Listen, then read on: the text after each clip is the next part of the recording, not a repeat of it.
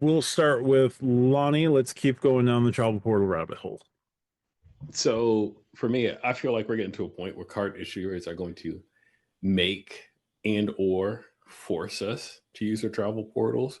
We're already starting to see a lot of this happening where you get the best earning rate or whatever when you use said travel portal, or in some cases, you only get your credit when you use said travel portal. But I'm starting to believe that when it comes to set value, the majority of that value that you're going to receive back, you have to use the travel portal to get it.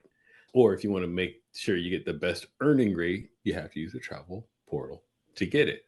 So, how do you feel this will change the way that we select or use certain cards in the future? It actually, really, to be honest, goes with the ecosystem question. If everything that has to go through said travel portal, if you want to get the best earning rate, best redemption rate, use your credits, how do you feel this will change the current credit card landscape over the next X amount of time? Matt, I'm going to start with you. Yeah, again, this definitely does feel like it goes into hand in hand with the ecosystem topic from last week. And we are talking primarily about two very heavy ecosystems. And I think as long as Chase and American Express are trading barbs with their travel portals, because I have to imagine that there's going to be changes to the American Express travel portal in some form or fashion relatively soon. We're seeing Chase starting to try and give a selling point of you can keep your status, you can pursue your status, you can gain more status going through our portal. It's primarily through the edit, but like they've added Omni hotels to add a nights to your Omni status. They've added Citizen M, they added Virgin Hotels. Like once they get IHG, especially with the Sapphire card, the Sapphire Reserves giving you IHG Platinum, once they add Marriott to the full portal, giving you Marriott status, like allowing you to gain toward Marriott status, once they add Hyatt, the Sapphire Reserve becomes the number one Hyatt card because now you can buy through the portal, get at least Discoverist every year, be able to redeem out for 2 cents per point at pretty good Hyatt properties, guaranteeing 2 cents per point. Where yes, you can gamble, not gamble, but yes, you can transfer out and you get 4 cent per point redemptions and book those directly. And you should do your research, absolutely. But they could be potentially giving you a higher floor and letting you keep your Discover status booking through the portal. I think that is the play that they're trying to do. American Express can do the same thing. Find hotels and resorts. If you have your Marriott, if you have your hotel loyalty number, you're good, right? You go to a Hilton, you go to a Waldorf that you book through FHR, and if you have diamond status, they immediately reflect your diamond status as part of the booking. That is like an extra value add with American Express. Now, the same can be true if you have Hyatt Globalist and you book a Thompson or you book a Park Hyatt, that sort of thing, right? If they extend that to to the hotel collection and the rest of Amex Travel, where again your nights booked through Amex Travel are going to lead to gaining status to your nights adding up, that's going to be a huge value add. I don't know how Wells City or Capital One could conceivably fight back against that. They'd have to do the same sort of thing. But man, it'd be really easy to go through your Sapphire Reserve, get 8 times points, and get your night at Hyatt, and get your night at Marriott, and get your night at IHG. And if they added Hilton, the ability to do that with Hilton's, even better. So it does feel like they're trying to move us over, but like they have to give us good value adds to convince us to move over to the portals. The biggest thing with the portals right now, third party booking and your status. If you are looking for status, portals are a pain point. If you don't care about status, because once you get on property, you can get your status reflected by using your hotel specific card and your status as your incidentals and getting everything reflected once you're on property, then you don't care, right? Because you've already bought your status. So that all makes a certain amount of sense. If Chase and American Express make it so that they're pushing, you're getting your nights, you're getting everything else, it's going to be really hard to move away from one or the other.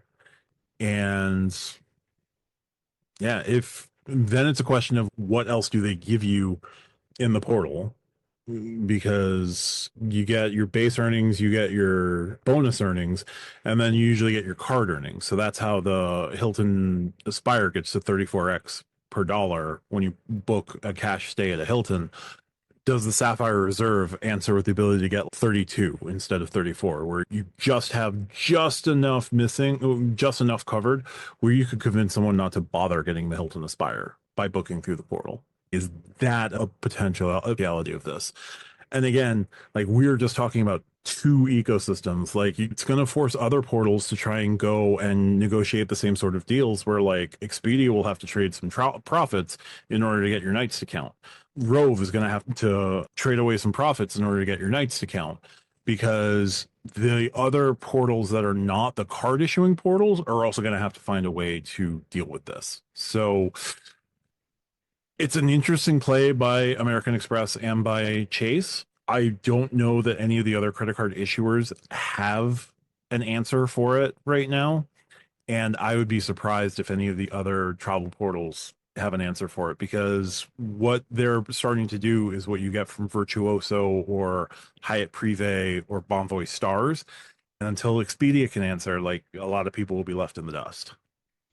Yep, I don't disagree. I think that hotel cards and airline cards are going to become more important. I agree long term where Matt's thinking, right? Like where they can get all of these partnerships with Amex and Chase and maybe the other portals.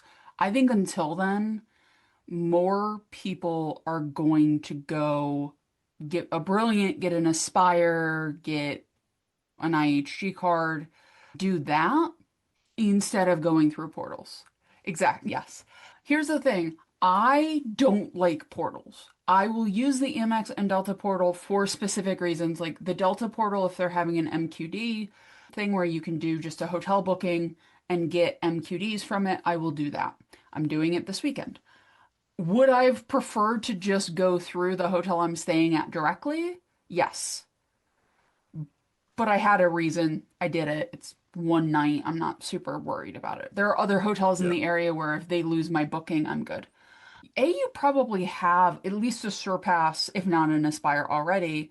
If you have a Surpass, I can see them being like, I don't want to have to deal with a portal. I'm just going to upgrade to an Aspire, get 34x on Hilton stays, and not have to play any games.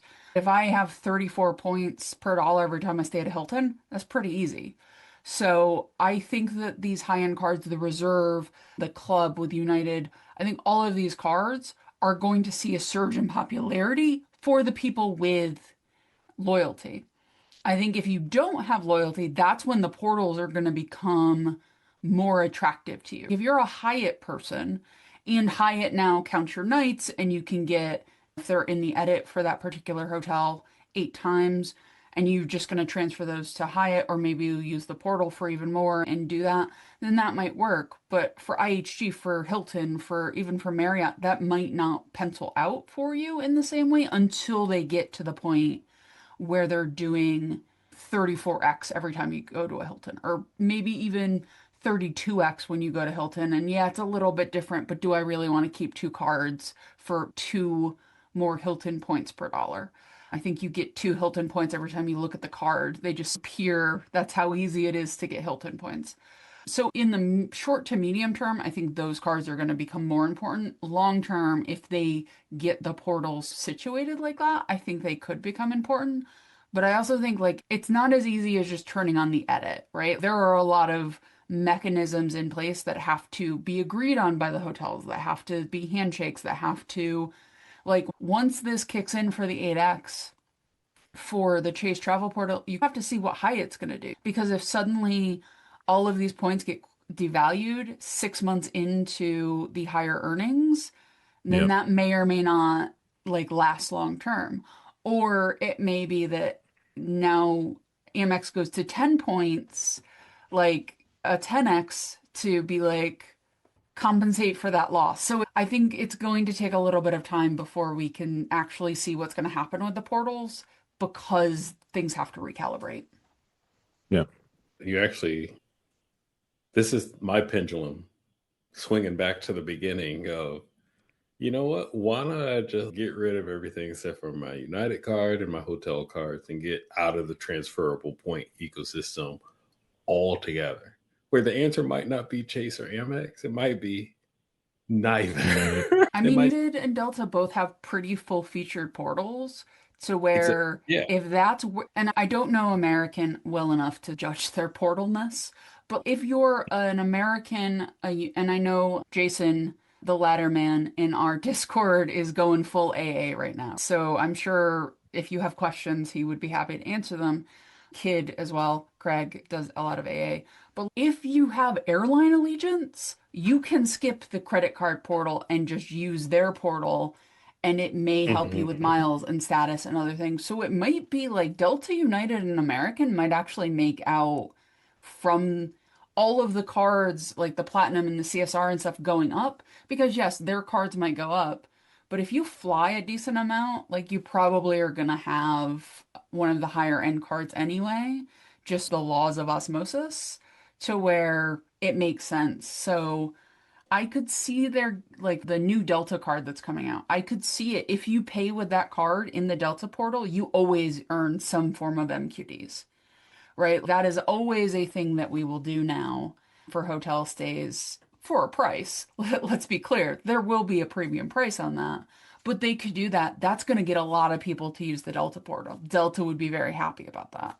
It might go to portals for airlines. So there's a lot of interesting ways I think the portal game could go. Maybe Hilton will get a way to book airline flights through their portal. We'll see. I think the next couple of years in this particular way is going to be very interesting. Frustrating at times, expensive for sure, but interesting. I Yep. used to live out of United's travel portal because, as I mentioned before, I can earn so many United miles so many different ways. I think I've counted up to 20 something different ways to earn United miles. They are really easy. And sometimes, and there's a good chunk that requires zero spend. Time, yes. Spend, no. And you can still earn United miles without point stacking. Just here's some miles. And so I know I can not just book a United flight, I can book a Star Alliance flight, I can book a hotel, and I can book a rental car. And I've said it because I'm always sitting on so many. I didn't really care that I wasn't getting the best point per mile because got to burn these suckers. It's cheaper to get a lower redemption rate than to take money out of pocket. So, as I was saying, plan C, depending on how Amex responds, if I don't like what they have to say, I could actually end up getting out of both of these things. I'm not going to keep my United card and these new hotel cards and just save $2,000 a year now. Yep. The nice part about the Delta Reserve, right, is you still get Centurion access.